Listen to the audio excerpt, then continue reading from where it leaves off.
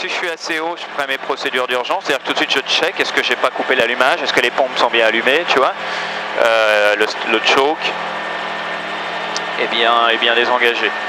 Et j'essaye de redémarrer, tu vois. Si ça redémarre pas, ok, je laisse tomber. Ouais, voilà, c'est ça. T'as une panne, si t'es assez haut, hein, quand on est bas, on a peut-être pas trop le temps, mais rapidement, faut pas se mettre à rechercher partout. Tout de suite, ma vitesse, d'accord, 60. Si je me mets à 40, je vais descendre beaucoup plus vite. Et si je me mets à 80, c'est pareil. Ensuite, je check si j'ai un peu de temps. Ok, est-ce que mes pompes sont allumées? Est-ce que les mags sont sur boss? Parce que le choke n'est pas engagé. Si les trois sont bien en place, correct, ok, bon ben j'essaye de redémarrer. Si ça redémarre pas, ok, je me concentre sur le fait d'atterrir, ok. C'est la priorité. Et ensuite, si j'ai un peu de temps, ok, j'envoie un message d'urgence, tu vois, m'aider, Lima Uniform Mike, je suis 5000 à l'est de la chute, je vais me poser dans un champ. Pratique la chute, 3 fois le final pour la piste de 8.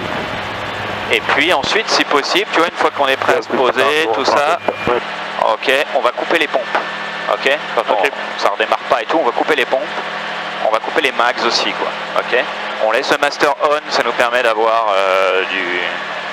encore de la radio, tu vois. Et puis si on est prêt à poser, tout est correct, on coupe le master aussi, tu vois. Faut pas qu'il y ait de source électrique allumée ou... Ouais, qui enflammerait l'essence au cas où. Ouais. Ah, c'est bon. Par contre, ce que ça impose, c'est que te dire, ok, en cas d'urgence, j'ai des endroits. Si à un moment j'ai que du bois devant moi, je vais peut-être éviter le bois, tu vois, ou alors je monte. Là, il me faut des terrains, voilà. Moi, je vois ça, c'est un super champ, là, par exemple. Tiens, regarde, on va se simuler. Tu vois le champ qui est juste ici, le beau champ, là. Admettons, voilà, 67, 57 nœuds. J'intègre un long arrière pour la piste de 8. Et là, faut pas se précipiter, tu vois. Regarde, faut garder de la distance avec ton terrain. Et surtout, pas prendre trop de vitesse. Ouais, c'est le champ qui est pâle, là-bas. Ouais, bah, celui-là, là, juste ici. C'est ça, okay. Avec une trace sur le côté. Ouais. Alors, tu vois, n'y va pas trop, t'as trop de vitesse, t'as 10 nœuds. Ah, t'as-tu vu un chevreuil, là-bas? Ah ouais, ok, je le vois. Et là, par exemple, toi, on est un petit peu haut. Bah, tu peux glisser, pied à droite. Voilà, vas-y, parfait, ouais. Ça. Et tu vois comment ça te permet de...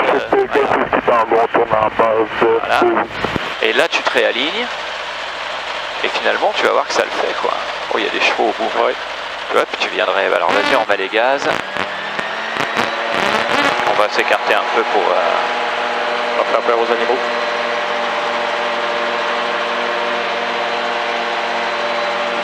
Il a-tu capoté bien? Ouais, il était arrêté, puis à un moment, je l'ai vu avancer un peu. Il s'est dit, tiens, ils ont une urgence ou quoi. Alors tu vois, il n'était pas très grand, il était un peu rapide, tu vois, mais après tu viens faire un flair à 1 mètre sol, comme tu vas le faire. Là, ce que je te propose, c'est d'aller chercher Saint-Philippe pour réintégrer... C'est ce que je m'en allais faire.